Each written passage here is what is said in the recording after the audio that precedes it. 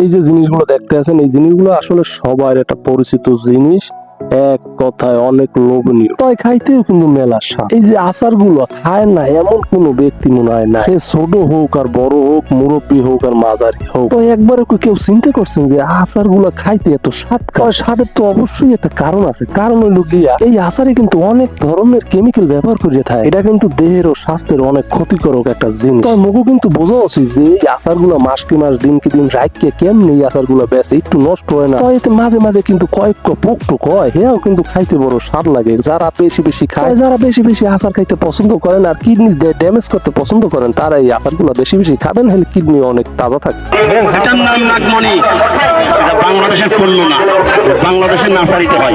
এটার নাম কি আসলে আমরা তো হগলডি হন গেল, এটা একটা বাইরের গাছ কিন্তু বাংলাদেশে এটা চাষ করা হয়। এটা কিন্তু দেখে উপায় নাই বোঝার যে এটা আসলে এটা কি গাছ না এটা একটা শোপিস সাজান না। তো এইটা নাকি বিবাহিত পুরুষের লগে অতি গুরুত্বপূর্ণ একটা গাছ।